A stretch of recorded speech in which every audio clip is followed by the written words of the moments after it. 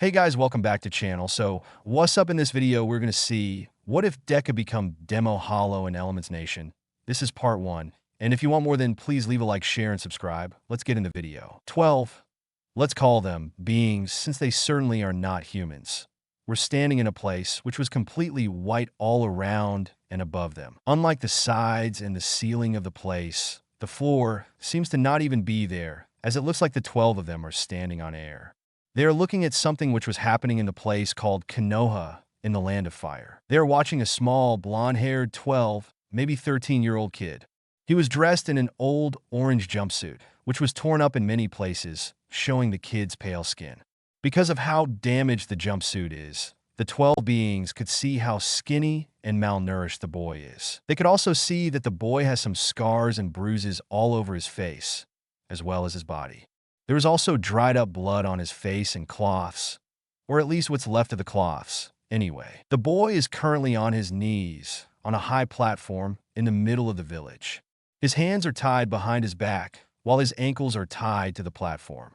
He was looking down below at the mass of people who have gathered to watch his execution. He noticed that majority of the people had smirks or large smiles on their faces, while only occasional few wore scowls, angry faces, or were crying because of what's about to happen. The boy did his best to memorize the faces of the latter ones, as they're the ones who care about him, and he wants their faces to be the last thing he sees and thinks about before his imminent death. It took him a while to memorize all of their faces, probably because one of his eyes was shut from the swelling, which he got from the beating he was put through the last few days ever since he was thrown into prison. The fact that he also has a concussion from all the beating didn't help with the memorizing. After he memorized the faces of his precious people, few as they might be, he looked around himself at those who were standing on the platform. He had trouble seeing them with just one eye, but he noticed that all but one of them wore smirks on their faces, while the last one, the fifth Hokage herself, had a blank look on her face. She looked neither happy nor sad. It was like she wasn't even there, mentally. One of the people who were on the stand, Deku recognized him as one of the elders of the council, walked at the front of the execution platform, and started to explain how Deku is the village traitor who almost killed the last Uchiha on the mission to retrieve the said Uchiha from the clutches of the traitor Orochimaru, who kidnapped Sasuke Uchiha from the village. He said that because of what Deku did to Sasuke, causing him grave injuries, which could have been fatal if not for Tsunade, Deku was sentenced to death, and Sasuke himself will be the one to perform the execution. While the old man was giving the speech to the masses, the 12 beings above them were watching the scene with mostly blank looks. "What is going on here?" asked the smallest and the youngest looking member of the group. Her name is Lynette, and she was wearing a helmet with 2 horns on the top of her head. The left horn looks as if it has been cut off, and the left half of the mask covers her left eye. Her right eye is light pink, with the left eye covered by her mask and a flame design over the eye socket, and she also has light green hair arranged in a very basic manner. She was dressed in a white-colored briefs with a black line positioned in the middle, arm warmers, a revealing vest with a high collar and thigh-high, fur-lined boots. The most interesting thing about her is the hole positioned in the center of her stomach. Who is that kid? And why are you showing us this? Her question was addressed at the tall female, wearing a regal clothing like that of a princess or a queen. She looks like she is in her early 20s, has long, light brown hair and blue eyes, along with 3 blue marks on her face, one of which is in the middle of her forehead, while the other 2 are below and to the side of her eyes. The most noticeable thing about her is her unearthly beauty and presence, which was felt by the other 11 beings. It didn't surprise them, though, as she was a goddess, after all. "Now that you see this kid," the goddess spoke, "doesn't he bring out some memories?" There was a silence after that question, as all 11 beings, plus the goddess, were looking at Deku, his face, to be more specific. "Yes," said one of the beings, whose name is Ulquiorra. "This one is a slender, yet fairly muscular, male of average height with a melancholic appearance. He has fairly short, messy black hair, pale white skin, a black upper lip, and green eyes with small slit-shaped pupils, similar to a cat's. Part of his bangs fall between his eyes, and he has distinctively thick eyebrows. He has teal lines which descend from the lower part of his eyes. He wears a white jacket, black sash, and a white hakama. His jacket, though, has longer coattails than the others in the room, who also wear similar clothing. His collar is higher than the others have. The most noticeable thing, a hole on his throat. He does seem familiar for some reason. I just can't figure out why, since I'm sure I have never seen him before. Ulquiorra speaking the whole sentence was a surprise for the others, as he was very quiet and barely speaks, unless personally asked a question. They decided not to pay attention to that right now because, just like Ulquiorra, they all seem to have memories of Deku, and just like Ulquiorra, they can't figure out why. I feel like I'm he, and he is me. This came from a man named Sailaporo. He is a tall and thin male. He has shoulder-length pink hair with bangs on the right side of his forehead, with two thin lines missing hair on the left side of his head and amber eyes. He has a rectangular framed glasses, giving him a scholarly appearance. Sailaporo wears a long shirt that covers his entire torso up to the top of his neck. He has 3 stripes on his uniform, each starting at his collar with 2 running to each side of his chest, and 1 down the middle. He wears irregular pants with a slight length taken away. He also wears white gloves. Technically, you are correct, Sailaporo, the goddess said, drawing looks from everyone else. Well, partly anyway. What does that mean? Sailaporo asked. The goddess didn't say anything right away, and instead, she was looking down toward Deku, who was just impaled through the heart by SSK's Chidori. They were all listening, as with his dying breath, Deku said to SSK that SSK is a traitor, how he is not his best friend, he never was and never will be, and how killing him will not give SSK Mangekyo Sharingan like SSK and most of the villagers were hoping. The goddess and the others watched as Deku died, and then his soul left his body before a small red orb separated from Deku's soul and disappeared. This surprised everyone but the goddess, as she knew what that was. What happened next, though, surprised them even more. Deku's soul glowed black before it split up in 10 different orbs, each different colored, which then flew toward the sky until, one after the other, they all disappeared. Another interesting thing that happened was that the necklace Deku had around his neck, the same one Tsunade gave him, broke into 10 different pieces, and they also disappeared. Once Deku's soul disappeared, the goddess snapped her fingers, and Konoha disappeared from everyone's sights, turning the floor below them all, the same white color as the walls and the ceiling. As you have heard, the boy's name was Deku Uzumaki, the goddess said, and then went to explain about the boy's life from the night of his birth until the day of his death. The red orb which separated from his soul was Ninetail's soul, which will eventually reappear somewhere in the elemental nations. What happened afterward is that Deku's soul broke into 10 pieces. Each piece ended up in Hueco Mundo, where they became hollows. Over time, those 10 pieces would rise in power and rank. With one of the pieces actually splitting once more, the goddess noticed that it has finally started to dawn, where she was going with this explanation, on the minds of the beings in front of her. Those 10 pieces would become the 11 of you, after Stark over there split his soul once again to create Lilith. The silence which followed after it was revealed that Espada all used to be one human boy, before his death and the break of his soul, was unnatural. It was quitter then on the cemetery during the night. Eventually it was broken by Sailaporo. But how is that possible, he asked. Human souls can't break into pieces like that. At least not naturally. Instead of answering the question right away, the goddess went and snapped her fingers one more time, before the eyes of the Aaroncars glowed and then glazed over for a few moments. What was that? Asked a tall, muscular man with light blue spiky hair and light blue eyes, the latter including green lines below them. His name is Grimjow. Grimjow's attire consists of a white hakama, a black sash, and a ragged white jacket with an upturned collar. The inner lining of his jacket is black, and Grimjow wears it with the sleeves rolled up and leaving it open to expose his muscular chest. The remains of his hollow mask consist of the right jawbone, and his hollow hole is located on his abdomen. Grimjow sports a large scar across his torso, gained from his battle with Ichigo Kurosaki. The other Aaroncars wondered the same, though smarter ones, like Sailaporo, seemed to have figured it out. Those were Deku's memories from when he was alive, the goddess said. After he died and his soul broke, all the memories of his life were buried deep into all of your minds. I just brought them out. Do you now understand why Deku's soul broke? The goddess asked.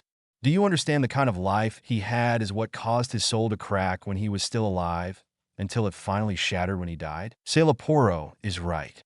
Souls shouldn't shatter like that without something powerful causing it to break. Pain and suffering Deku felt and experienced during his short life were powerful enough to break his soul and, over time, create all of you. All of you represent something about him. His feelings, his experiences, his desires, his aspects. All of your powers are dependent on how powerful his aspects were. Seeing the confused looks, the goddess decided to explain. For example, Yami. The goddess looked toward Yami Largo.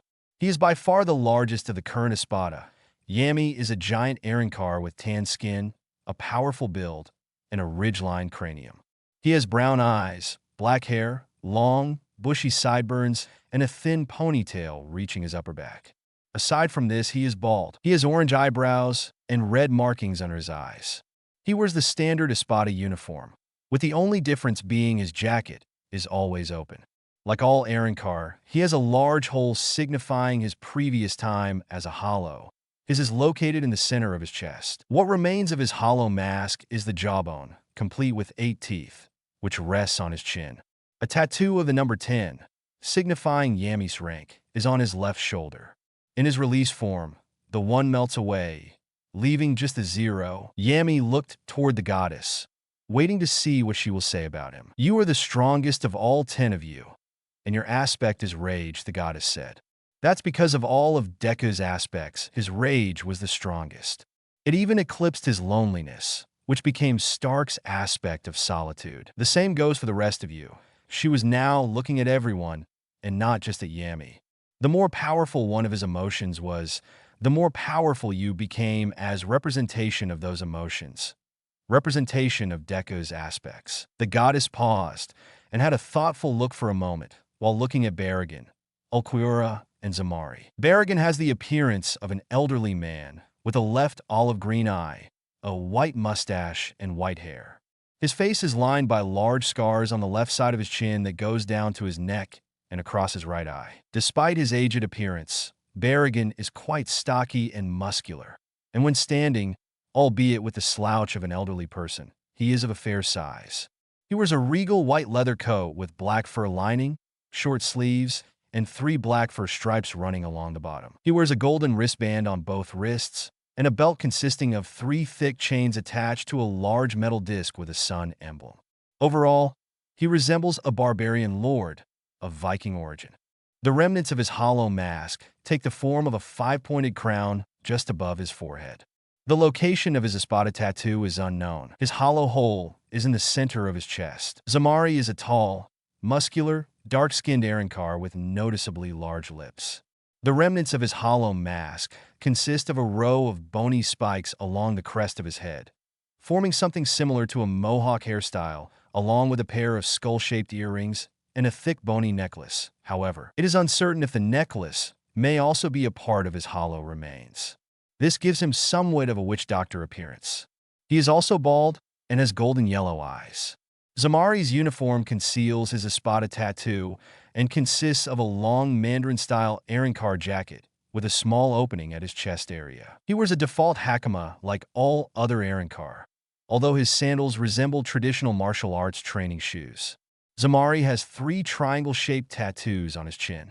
He also has 4 lines running down from his forehead directly above his eyes that end with dots appearing as exclamation points. These are on both sides of his head, giving him a total of 8 lines. The 3 represents senescence, nihilism, and hedonism, in that order, and that is what's confusing the goddess. Deku was 12 years old when he died, the goddess said.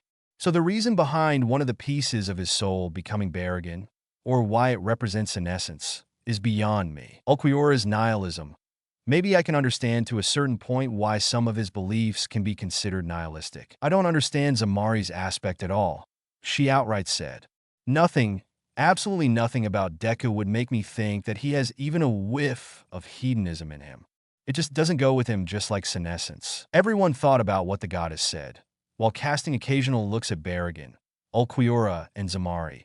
But since none of them could think of an answer to the goddess's doubts, they decided to let it go for now. There was one question on everyone's minds at that point, and the one who finally asked it was Tyr Harabel. Harabel is a tall female Aaronkar with olive skin, aqua green eyes, thick eyelashes, and short golden blonde hair, which she usually keeps messy with 3 braided locks. She wears a variation of the Aaronkar jacket with a high collar, which covers the lower part of her face downward, while bearing a good portion of the lower half of her large breasts. The jacket has a zipper running along its entire length, which is open from the bottom upwards. It has a beige air filter on either side, just below the trim. The jacket sleeves completely envelop her arms, terminating in black glove-like extensions at her extremities, resembling the appearance of a cat's paw. The remnants of her hollow mask consist of the sides of her face, her mouth, and an extensive area below and around her neck extending down to, and also covering, her nipples. She usually hides these remnants from view with her jacket. Her espada tattoo is placed on the left side of her right breast. The location of her hollow hole is in her lower abdomen where her womb would be. What happens now? Harabel asked. What is the real reason you brought us all here after our deaths? The goddess noticed that everyone's eyes were now on her, so she smiled and said, I brought you all here because I'm going to fuse you all back together and recreate the original Deku Uzumaki. Once she said that, several Aaronkars, who were more open about showing their emotions and facial expressions, like Yami, Lilinet, and Grimjow, had their jaws on the floor, while several others had their eyes wide open. The only thing noticeable on the faces of Ulquiorra, Berrigan, and Stark are raised eyebrows. Is that even possible? Asked the weakest piece of Deku's soul. Aaronero Araruri's face is usually concealed behind an elongated, white mask covered with 8 holes. He dons this while in the light, and also while around his fellow Espada, as he has grown weary of questions and offhand remarks regarding his appearance. Right now, though, he was without the mask, so everyone could see his real looks, which are disturbing, to say the least. In place of a normal head, he has a large, cylindrical glass capsule filled with red liquid, with 2 small hollow heads suspended within its confines. The 2 heads are both tattooed with the number 9 and tend to talk in tandem when revealed, giving the effect of 2 people speaking in turn. The upper head speaks with a deep voice, while the other speaks in a high-pitched, childlike voice. Each head appears to have its own level of individuality. His outfit, like that of most Espada, is customized.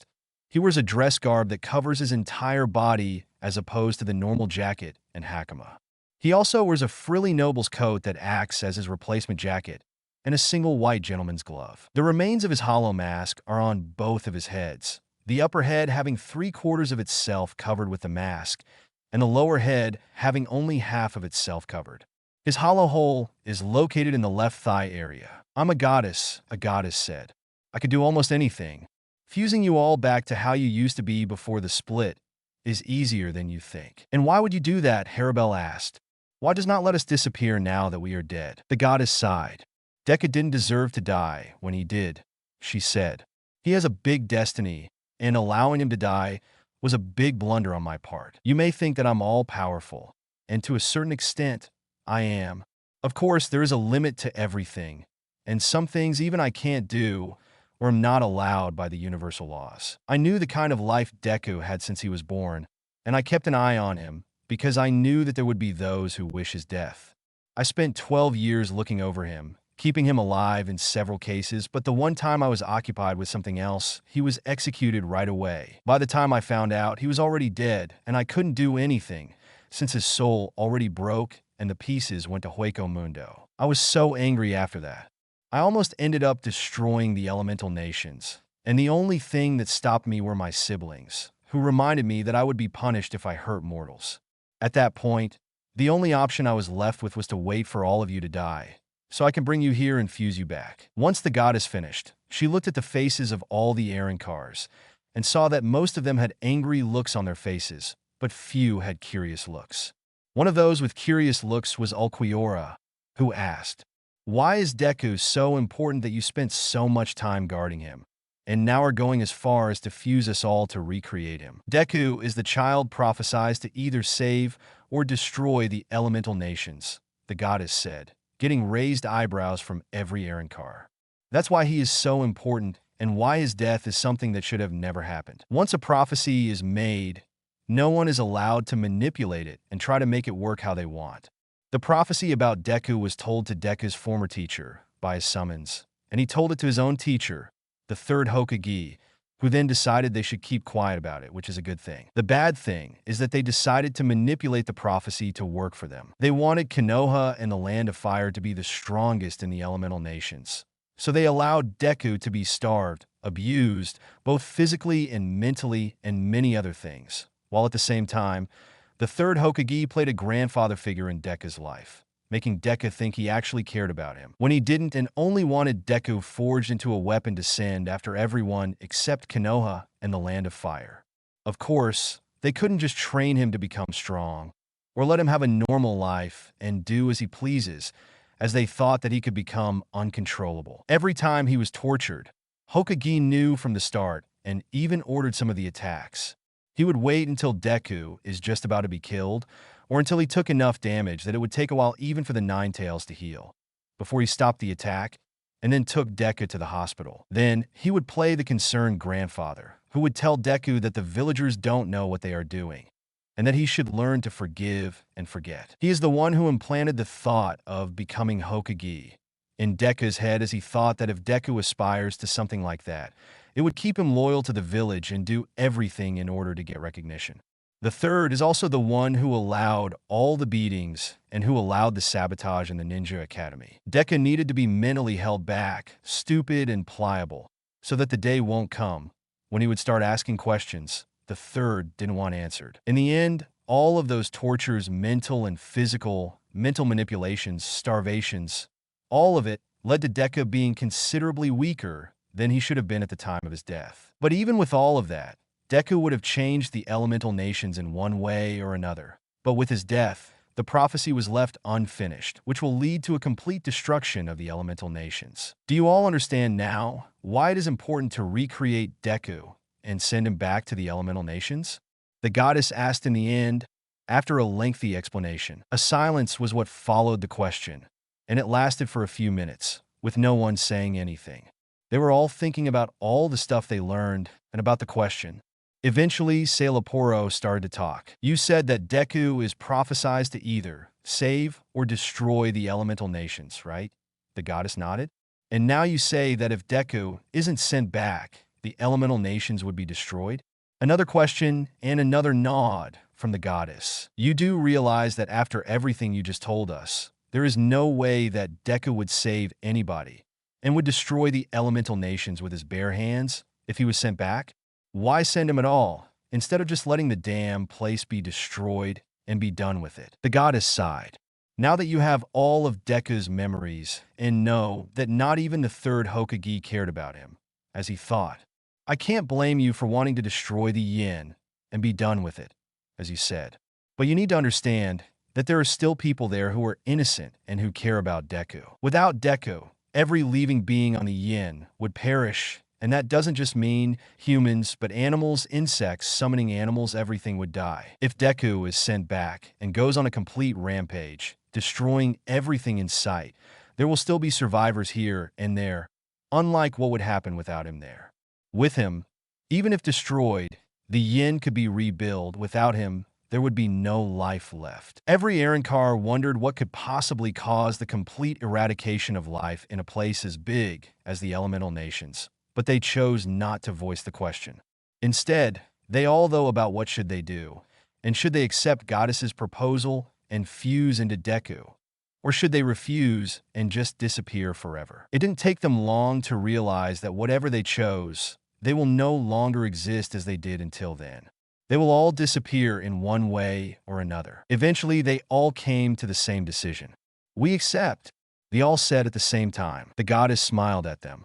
She was happy about their decision, not just because that decision is going to give Deku another chance in life, but it will also save many lives. She frowned for a second, as she understood that even though many lives will be saved, about as many, if not even more, will be lost to newly reborn Deku's wrath. I just hope they don't kill too many people, the goddess thought.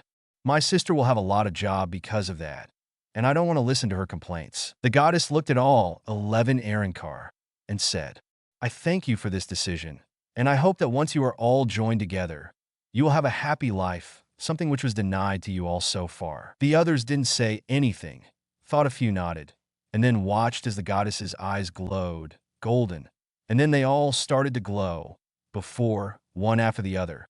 They all turned into a golden light, which combined together to form a ball of golden energy. The situation in Konoha hasn't been the best in the last 3 years, ever since the execution of Deku Uzumaki. While the citizens of Konoha mostly hate Deku and wanted his death ever since Nine Tails was sealed inside of him, the same can't be said for the people from the other nations, whose lives have been touched by Deku in one way or another. The citizens of countries like Wave, Wind, and Spring have all grown to like Deku and respect him a lot for what he has done for them during his short life as Konoha Shinobi, which is why they were not happy when they heard about Deku's execution. No, they were pissed off as all hell. As such, it shouldn't have been a surprise to anyone when they all broke off the alliances and trade agreements with Konoha and the Land of Fire. For those in the Land of Fire and Konoha, it was a shock to them when it happened. They didn't understand why it happened in the first, and when they found out that it was because of what they did to Deku, they were confused at first, but then Konoha residents started cursing Deku's name even more than they already did, as they thought that he is tormenting them even from hell, where they thought he is there, as they believe him to be a demon. They were confused because Deku was never mentioned in any reports about helping anyone in any country. Instead, Kakashi, the third Hokage, and the village elders were changing the reports, making it look like everything good that Deku did for other villages was in fact done by SASK.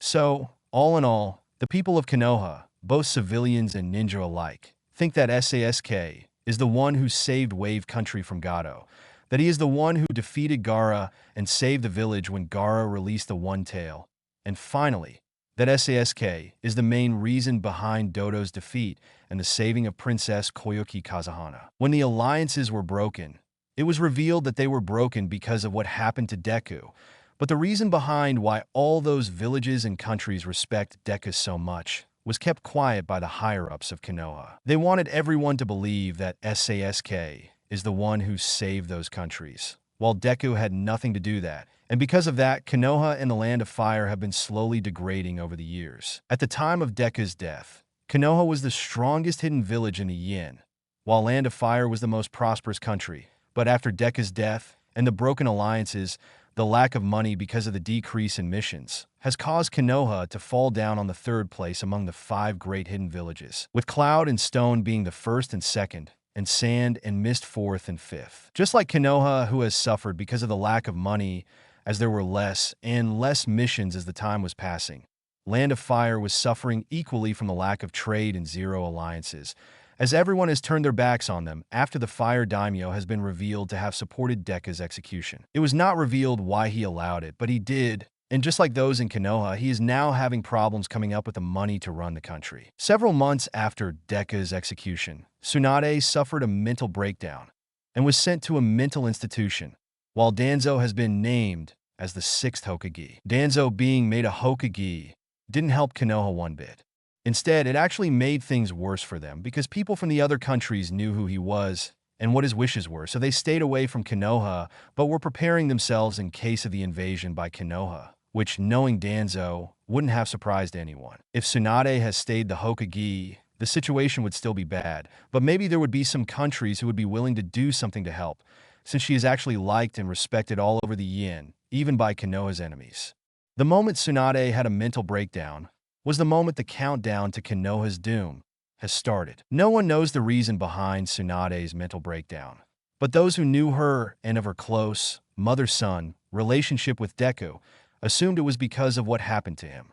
To this day, 3 years after Deku's execution, no one knows why Tsunade went with it and didn't try to stop the execution. In the minds of all of Konoha's citizens, her blank face from when she was standing on top of the execution platform was engraved forever. Many have theorized that she tried to stop the execution, but when the council and daimyo overruled her, she snapped and only was able to hold herself from going completely under for a few months before she finally broke completely. Unfortunately, they weren't sure if it was that or was it something else, so they just decided to let it go and learn to live with it. With Danzo as Hokage He implemented his root program and made the village more militarized than it was, which led to the other nations also increasing the military power. All of that increase in shinobi in all 5 great nations, along with some smaller ones as well, turned the whole yin into a giant bomb, just waiting to explode and send everything straight to hell. As the things are now, all 5 great nations are standing alone,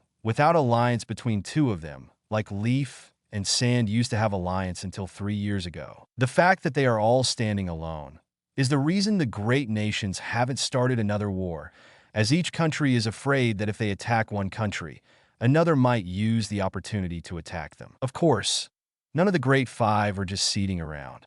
On top of them increasing their military potential, by increasing the number of ninja, as well as train those they already have to reach their maximal potential, they are also trying to make alliances with smaller countries. That wasn't going easy, though, because there is mistrust between everyone in the yin, and no country trusts another enough to form alliances. But there are a few exceptions, where alliances are formed not based on trust, but mutual need. One such alliance is between Stone and Sound, where Third Tsuchikage and Orochimaru have formed alliance in order to build power together and eventually bring down Cloud and Konoha, and then go after the rest of the yin. The only alliance which was built in the last 3 years, and which didn't have anything with building military power, was the alliance between Sand, Wave, and Spring. The alliance was built after they all severed their ties with Konoha because of what happened to Deku. It was a respect they all for Deku, which was a starting point for the meeting between the leaders of the 3 nations, which led to an alliance, which was supposed to better the life for everyone in each of the 3 countries, as each of them had something that the other 2 would want and find beneficial. Other than the 2 alliances, there were some negotiations between some other countries, but nothing was agreed on as of yet. The closest to reach the agreement for the alliance are Rain Village, Star Village, Waterfall Village, and Grass Village, who are trying to form the alliance to battle against the big nations, in case they decide to use their land as the battleground like they did in the past. Rain is secretly led by the Akatsuki, and that was revealed to the other 3 nations during the negotiations. The reason the leader of Akatsuki and the Rain decided to reveal that was so that the other 3 nations would realize how powerful Rain actually is, considering that they have 10 S-rank ninja in the village, which is more than any other village in the Elemental Nation.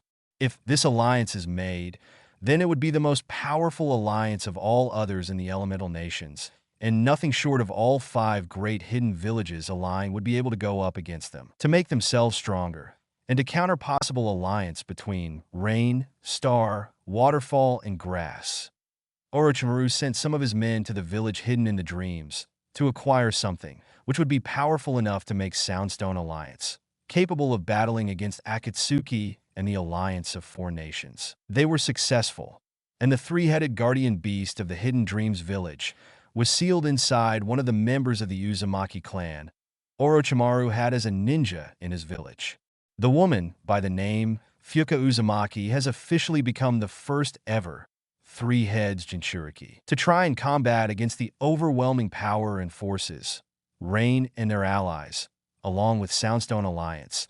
Danzo has sent a team on a mission to retrieve another demon, who was sealed long time ago, and which would give them power to fight back, now that they no longer have 9-tails Jinchuriki. Konoha, 3 years after Deku's execution. A team which was sent on a mission to capture and seal a demon known as Morio was Team 7. After Deku's execution, the relationship between Team 7 members was not what one would expect. In the eyes of the many, Deku was a menace at best and a demon at worst, and Kakashi and SK had the same beliefs. In fact, in their eyes, Deku's only use was to eventually be killed by SASK, so he can awaken Mangekyo Sharingan. Kakashi has been pushing the 2 to be friends for that reason, as he knew that in order for him to awaken Mangekyo, SSK would have to kill his best friend, Deku. To say they were pissed when Deku said to SSK's face during the execution that he was not his best friend, he didn't even consider him as a friend, for that matter, thus denying SSK his Mangekyo Sharingan. Since he was denied what he considers his birthright, SSK become an even bigger emo than he was, going all over Konoha, demanding everyone he sees and who has some form of power and influence to train him so he could become strong, and maybe one day find another way to awaken his Mangekyo. Of course, like a good little doggy, Kakashi was following SASK everywhere and was spending 90% of his free time training SASK, while he spends the remaining 10% of his free time trying to convince other Konoha ninja to also train SASK. Kakashi wasn't always successful in his endeavors, though. This was because while regular, no-named ninja would agree to train SASK, they have nothing to offer, which Kakashi doesn't already know and can teach SASK himself. On the other hand, those more powerful ninja in the village, like Asuma, Guy, and Kurenai, refuse to have anything with SASK or Kakashi, since they don't like them and consider SASK a traitor and comrade killer. They were too smart to believe that SASK was kidnapped by Orochimaru's man, and know that the little bastard left on his own accord. The three of them were also some of the people in Konoha who had respect for Deku and didn't hate him. In the end, SASK was left with only Kakashi and Danzo to train him. Danzo did try to threaten Asuma, Guy, and Kurenai to train SASK, or else. They still refused, though, and Danzo couldn't do anything about it. Even though he was Hokage, he knew that those three are some of the strongest ninja in the village, along with Kakashi, Jiraiya, and himself. So losing them just because they refused to train SASK was not an option. While Kakashi and SASK were on one side and always together, training, Sakura was left behind to find a way to train herself. Before Deku's execution, she was planning to ask Tsunade to take her as her own apprentice and teach her medical ninjutsu. Unfortunately, that all went to hell when Deku was accused of almost killing SASK and executed, after which Tsunade was never the same as before, and soon after she had a mental breakdown, which gave her one-way ticket to asylum. When it comes to what happened to Deku, Sakura had mixed feelings. She never really liked Deku, even though she hated him because of how she treated him over the years and how many times she hit him over the head. But they were all wrong. Sakura didn't like Deku, but she didn't hate him either. She was annoyed by him and thought he was always on the way of her relationship with SASK. When Deku was accused and sentenced to execution, she was surprised, to say the least.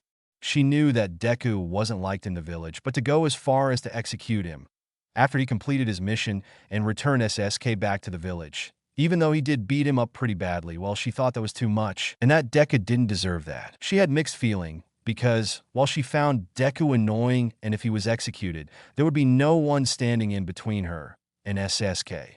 She also didn't want to watch Deku die. In the end, those mixed feelings, along with Kakashi and SASK not paying any attention to her whatsoever, is what strained their team relationship and eventually led to Sakura going on one side, while Kakashi and SASK on the other. They were still members of Team 7, though, and went together on the missions, but outside of the missions, Sakura barely saw her crush, well, more like former crush, and her sensei. Sometime after Deku's death, and after Danzo became Hokage, he had one of his root agents transferred into Team 7 to replace Deku, so they could be a full team once again.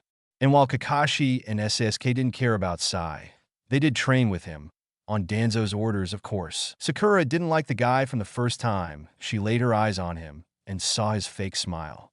She thinks that he is even worse than Deku, as impossible as that might be. With Deku, she knew that even though she found him annoying, he would always be there and do anything to protect his comrades, while Sai is an emotionless tool who comes up with ridiculous and offensive nicknames for people, which is why no one really likes him. On top of that, Sakura feels that Sai would let her die before he tries to save her, while Deku would risk his life to save not only her, but all those he thinks of as his friends and comrades. Because Tsunade was unavailable, Sakura ended up convincing Shizen to help her with her training and to learn medical jutsu. Shizen didn't have Tsunade's chakra-enhanced strength, so she couldn't teach that to Sakura, but something is better than nothing, and Sakura knew that if she doesn't train with Shizen and with some of the other medics in the hospital, she would be left behind, and the only thing left for her would be to give up on the life of Kunoichi and go back to being a civilian.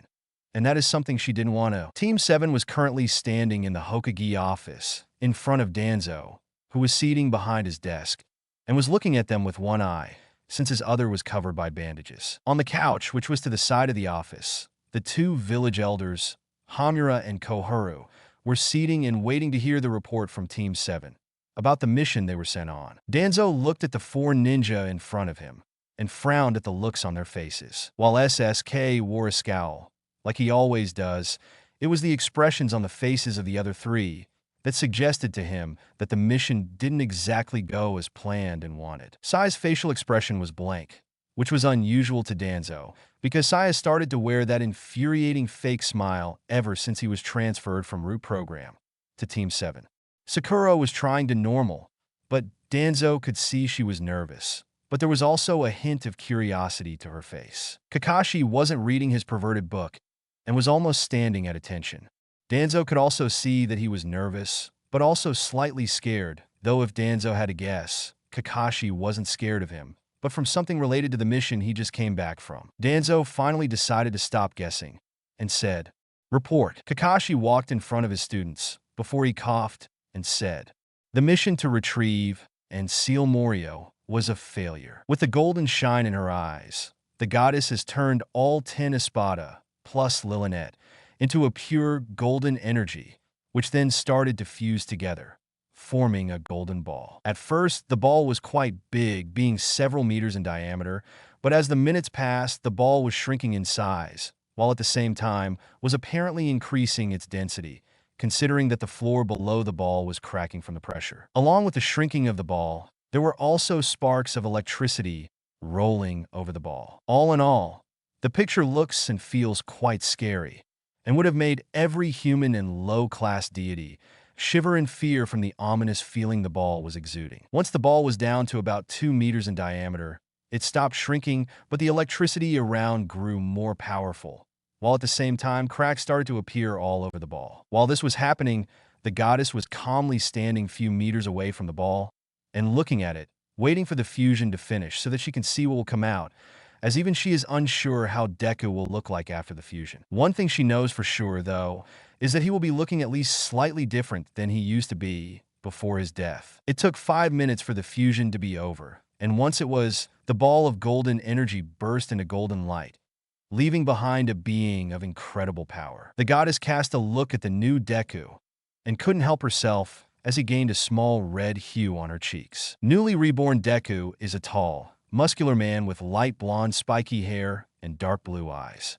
He is around 190 centimeters tall and about 90 kilograms. He wears a black shirt which he keeps partially unzipped around his chest area, along with black pants, black boots, and 2 white belts around his waist, with his Zanpakuto sheathed on his left side along his top belt, while on both sides of his lower belt, he has 2 gun holsters with 2 guns in them. He wears white jacket, the same kind as the one worn by Grimmjow.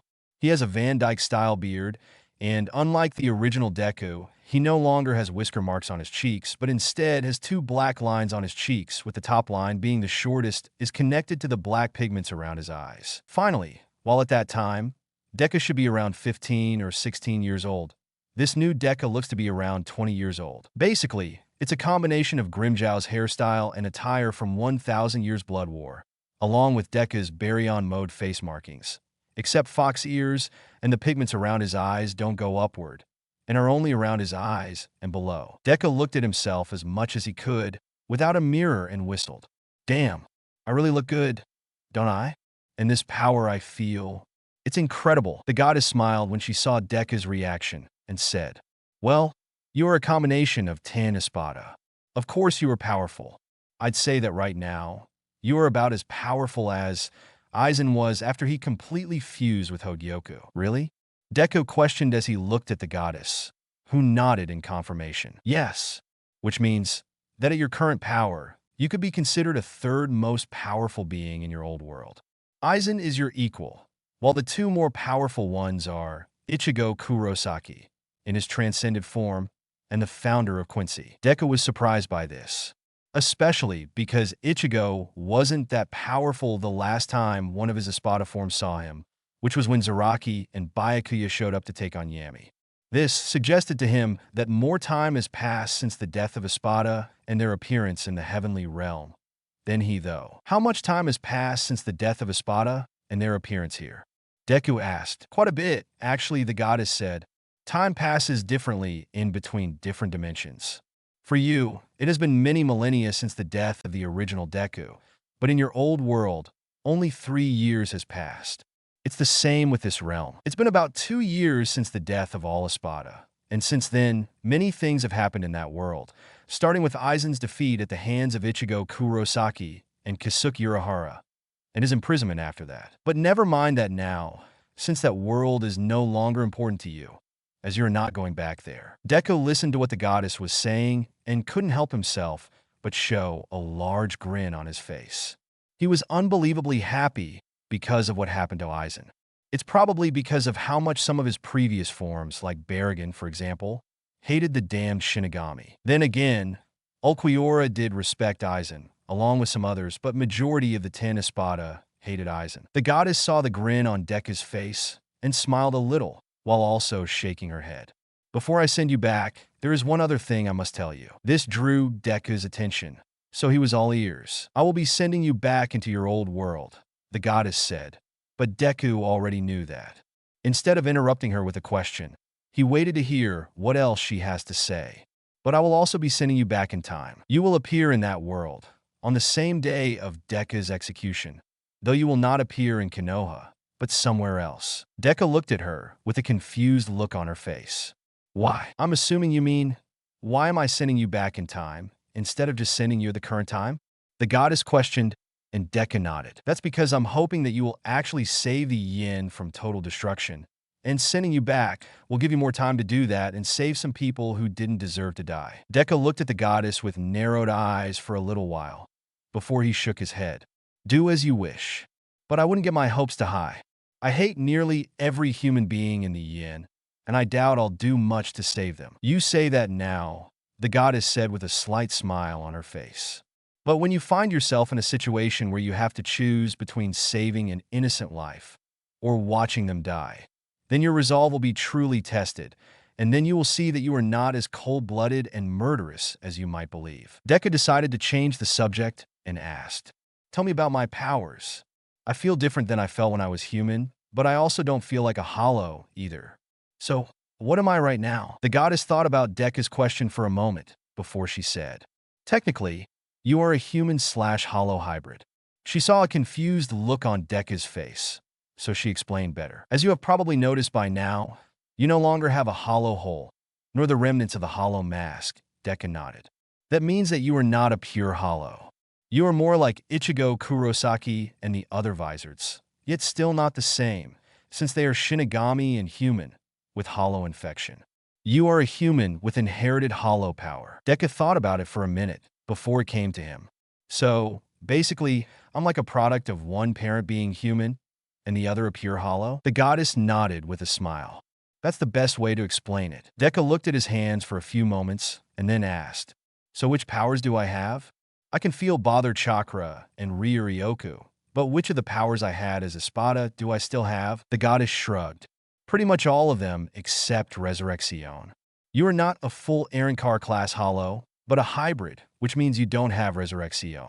On top of that, you have your full power at your disposal, with none of it sealed inside of the sword or anywhere else, which means there is no need for a Resurrection. Of course, you can power up by releasing more of your Ryuryoku. Deku rose his eyebrows in confusion before he cast a look at his sword, which reminded him too much of Ichigo's Bankai sword, though different colored and was inside of a sheath. He also cast a look at the two pistols. Then what's up with these weapons? Where did they come from, and why do I have them? Remember when I was showing you the day of your execution? The goddess questioned, and Deku scowled, as he was reminded of that. He didn't answer, but the goddess knew he remembered, so she continued. You saw how after you soul broke, the necklace which Tsunade gave you also broke into 10 pieces. Deku nodded, as he remembered seeing that as well, though he didn't know why that happened. Well, the necklace broke into 10 pieces, just like your soul, and those pieces basically joined with pieces of your soul. Over time, they would become Zanpakuto-s, each Espada was carrying. Deku's eyes widened. You mean to tell me that the weapons Espada were using for so long were made out of pieces of a necklace? The goddess nodded. That necklace meant a lot to you, just like Tsunade did. Even though you didn't have it for too long, there was still a bond, which is why the necklace broke after your death, and the pieces tied themselves with your soul pieces. Deku shook his head. This is getting ridiculous and really hard to believe, he said. It might be a little bit hard to believe, the goddess said. but it's the truth. But anyway, now that you are fused back together, all the weapons Espada had, fused as well, but not into a necklace or into one weapon, but instead into two different weapons. A sword, made out of 5 pieces of the necklace, and the 2 sibling guns, made from the other 5 pieces. The reason they became a sword and a gun is because all of the Espada were using swords before they go into Resurrección. It is something in common with all of them, which means that of all the weapons it could have turned into, you have the most experience with swords, unlike with scythes and axes, which were only used by 2 parts of your soul. The guns were also only used by Stark, but he was the strongest of Espada, not counting Yami's Resurrección form. So you have more skills with guns than with scythe and axe. Do you understand now? She asked at the end of her explanation. Yes, I understand, Deku said, while looking at his weapons. But why the sword looks like Ichigo Kurosaki's Bankai blade, only white instead of black? Honestly, I have no idea, the goddess said, making Deku face fault. How can you not know? Deku asked. Weren't you the one who fused me and my weapons? Yes, she said. I did fuse you. But it wasn't me who decided which weapons you are to have, nor was I who decided what they will look like. Maybe the sword looks like that because Espada, who fought against Ichigo, found it to be interesting, so your subconscious made it like that. Deku thought about it and realized that it might be the case. Ichigo has fought more Espada than anyone else, and 2 Espada were defeated by him. So it is possible that those parts of him wanted to have a blade similar to the one they lost to. Deku sighed. Now what? As I said, now I will send you back in time, to the same day you originally died, but to a place a little away from Konoha. The goddess said. Why that particular place? Deku asked. Wherever it is, there is someone there who will die, unless you save her, the goddess said, and Deku groaned. Again with this saving stuff, he said while shaking his head. Deku then looked at the goddess and asked, why do you want me to save this person? Because she is your family, the goddess said, and Deku's eyes went wide in disbelief.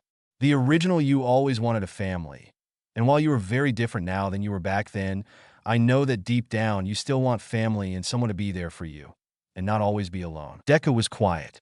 He was standing there in the heavenly realm, thinking about everything he heard from the goddess ever since she brought Espada to her realm, and everything he learned after she fused them all to recreate him. It is clear to him that she wants him to save the yin, that much is obvious. Otherwise, she wouldn't have even bothered to recreate him and send him back. Now, while he is thankful that the goddess was giving him a new chance in life, Deku couldn't just let go of everything that he has been through while he was living in the yin.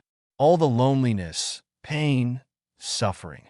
It was too much, and he wants revenge, but the goddess wants him to save those fools who live in the yin. So basically, Deku doesn't know what to do, especially now that he knows that he has at least one member of his family still alive, and that whoever she is will die unless he saves her. Deku groaned and thought in his head. Fuck. Deku was standing in the middle of the forest, not that far from Konoha as he thought he will be. All around him, there are trees, lying on the ground, most of them completely destroyed while some, relatively undamaged, except they were ripped out from the roots. Deku was standing on one of those trees and was looking down at the girl, who was apparently his cousin, and who he is supposed to save. It just had to be her, Deku said to himself. And how the hell is she still alive? It's been around 3 days since her battle with Shikamaru, and I'm assuming Temari, judging by the damage done to the forest, which can only be done by a very powerful wind-type jutsu. He sighed and then jumped down from the destroyed tree, right next to the girl's upper body. Her lower was buried under the trees, which have fallen on her legs and most definitely crushed them into oblivion. I doubt there is a single unbroken bone in her lower body. Deku commented to himself. The goddess was right. She's probably only alive because she is in a coma. She would have died from the pain if she was conscious. Deku kneeled next to the girl and looked at her for a few minutes, thinking if it would be better to just let her die, instead of going through with what the goddess told him. X flashback X. Tell me, Deku asked just before the goddess was about to send him back. How am I supposed to save this girl? Whoever she is. I'm not a medic, and none of Espada had skills to heal others. They could only regenerate themselves. You need to understand, Deku, that you are different than the Espada were, the goddess said. All of your powers, which Espada had, are now joined and amplified. Because of the high-speed regeneration, you are now virtually immortal, as you can regenerate yourself even if the only thing left of you is a single cell. This was a news and a big surprise for Deku, as he didn't think that his high-speed regeneration would now be that powerful. Of all the Espada, Ulquiorra had the best high-speed regeneration, and even he had his limits, as he couldn't regenerate his brain and other internal organs. But now, with all Espada joined back into the original Deku, his HSR went off the charts. What does that have to do with healing the girl? Deku asked. Unlike the Espada who could only regenerate themselves, your blood now has a capabilities of transformation, the goddess said, and Deku was utterly confused, which was shown on his face. He had no idea what she was talking about. Your blood can transform humans into human/hollow hybrid, just like you are, the goddess finally said, making Deku's eyes bug out of their sockets. You cannot be serious. Deku said. I am. The goddess confirmed. So you actually want me to turn her into a human/hollow hybrid? Deku questioned. Why would I do that? And did you even ask yourself what would she want? Would she want to simply die or be turned into a partial monster? She wants to live, Deku, the goddess sighed. She fought for 6 days, trying to survive and unconsciously hoping that someone would find her and rescue her. After 6th day, she finally died. She was in a coma all time, which is one of the reasons she lasted for so long. But as I said, even thought she was in coma, she fought to last as long as possible. As for the part of her becoming a partial monster, as you put it, I don't think she would want that, but if she was to be given the option of choosing between death or life as something more than a human, then I'm sure she would choose the latter. Deku shook his head and sighed. How exactly are this girl and I related? You never said that. She is half Uzumaki, just like you, the goddess said, while Deku rose his eyebrows. Your mother was from the Uzumaki clan, while your father was Konoha's 4th Hokage.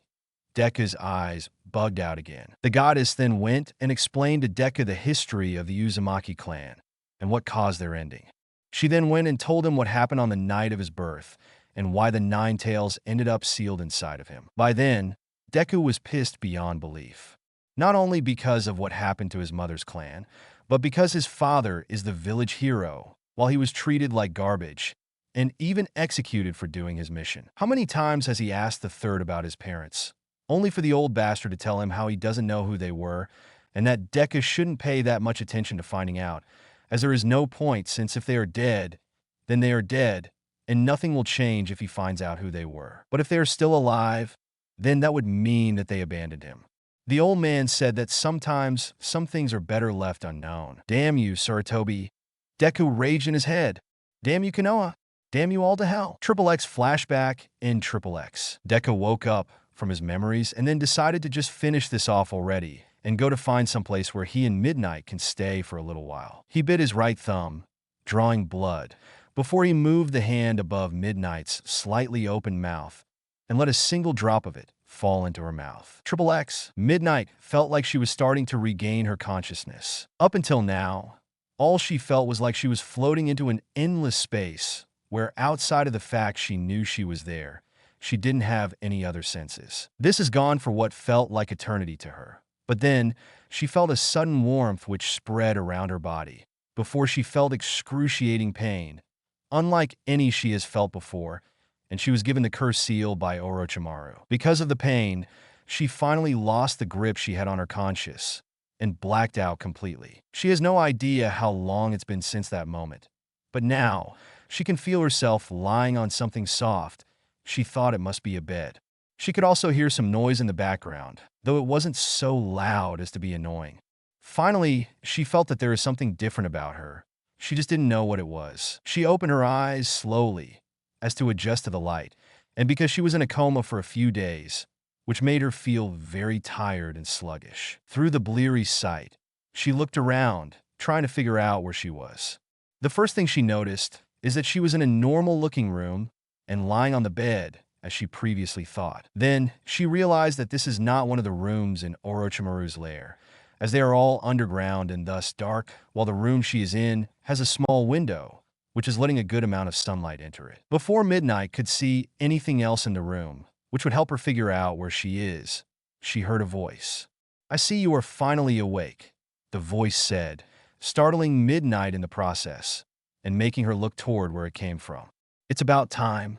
It was getting boring, just seating here. The voice has instantly cleared her eyesight, thus allowing Midnight to see Deku, who was currently seating on an armchair, across from the bed she was lying on. The moment her eyes laid on Deku, and she took in his form and smirking face, she blushed heavily. This didn't escape Deku, whose smirk widened. Oh, is little Midnight blushing just from seeing little old me? Deku teased Midnight, whose blush widened for a moment, before her eyes flared in rage. Shut up, you cocksucker, Midnight exploded at Deku. And who the hell are you? Deku's smirk vanished in an instant, only to be replaced by a scowl and narrowed eyes. The look on his face made Midnight recoil a little in fright. Listen to me carefully, Midnight, Deku said in even voice, not projecting any anger whatsoever. But Midnight knew better than to assume he is not angry. Orochimaru and your old buddies might have tolerated your foul language, but I will not. Do you understand? Deku's words were laced with power, which scared the shit out of Midnight, who nodded her head vigorously.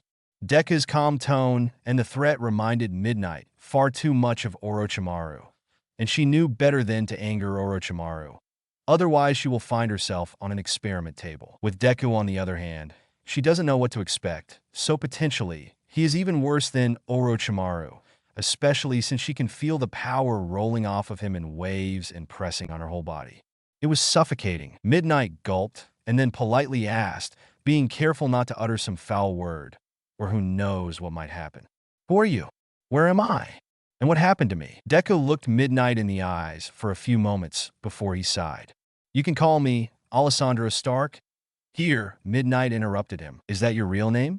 She asked because it sounded strange to her that Deku said, you can call me, instead of just saying my name is. No.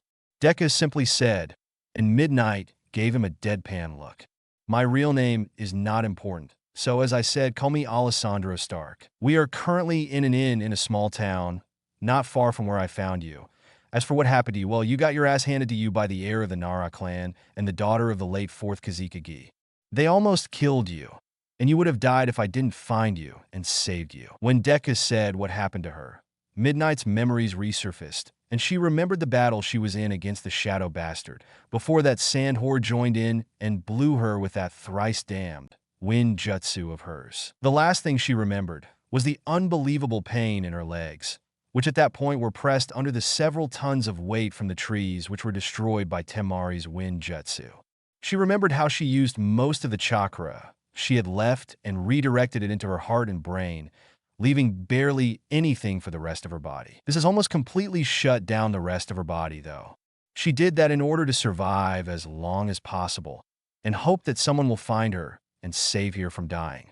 Apparently, someone did find her. Midnight then looked at herself and at her legs, which she can move normally. In fact, she felt so good that if she didn't know better, she would have thought that nothing happened to her and that it was all a dream. How are my legs all healed? Midnight asked. They were buried under that rubble of trees, and there is no way to heal something like that. Not even Orochimaru's former teammate, Tsunade Senju, would be able to heal my legs. Deku smirked a little. I never said I healed you, did I? This made Midnight even more confused and made her want to rage and swear to hell and back, but managed to hold her tongue. Then who did? She asked. You weren't healed, Midnight, Deku said. You were. Reconstructed. What the fuck does that mean? Midnight shouted, before she realized that she swore, and clapped her hand over her mouth, while looking at Deku's narrowed eyes, with her wide and fearful ones. Deku decided to forget about her slip-up, and focused on explaining to Midnight what he did to her and what she is right now. It took him a few minutes, but Deku was finally finished with his explanation, and was now looking at Midnight, who had a blank look on her face. The silence lasted for about 5 minutes, before Midnight took a deep breath and looked at Deku. So, what am I right now? You are just like me, Deku said.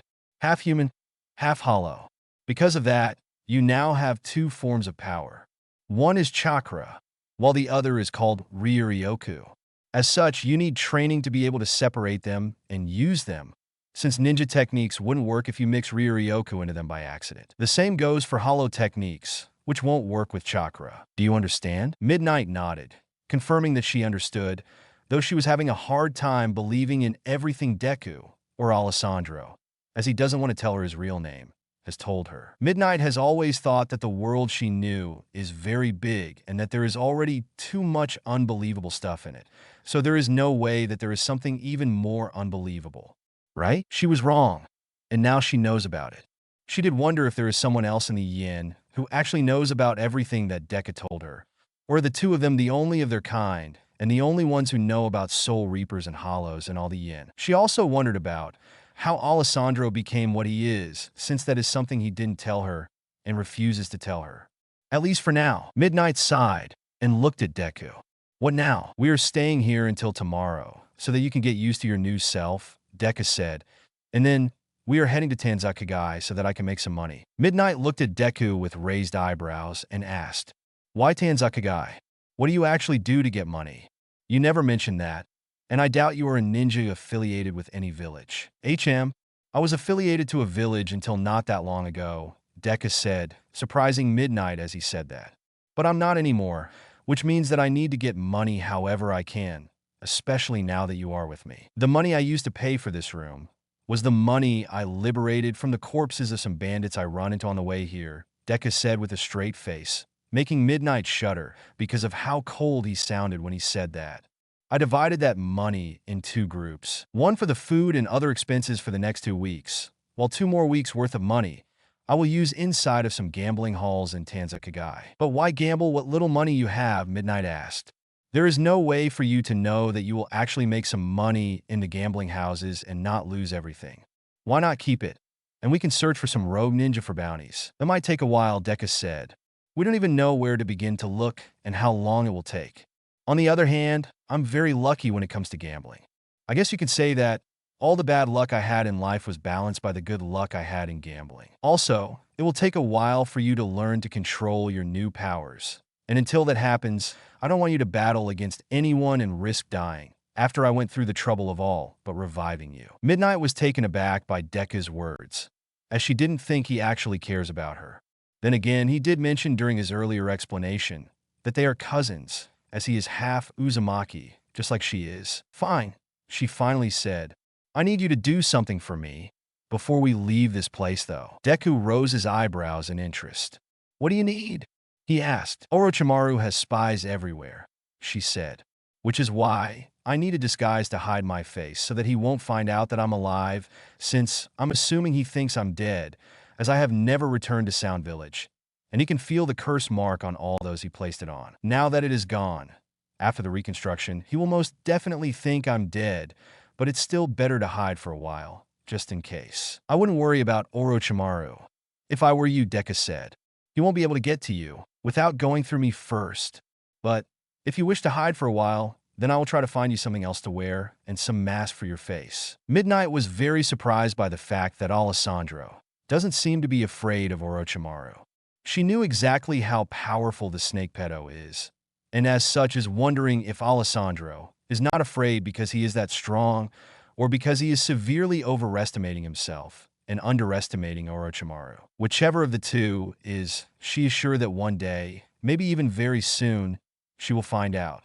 She can only hope that Alessandro really is as strong as he makes himself to be, because if he isn't, and Orochimaru gets his hands on her, well, she would rather die than end up as an experiment for Orochimaru and his butt buddy, Kabuto. With their conversation finished, for now, Deku left to get some food for Midnight, since she hasn't eaten anything in nearly 5 days, and is probably starving. Midnight stayed in bed, as Deku told her not to get up for a little while longer, to allow her body to adjust to the changes and went through. Thanks for watching, guys. That's it for today.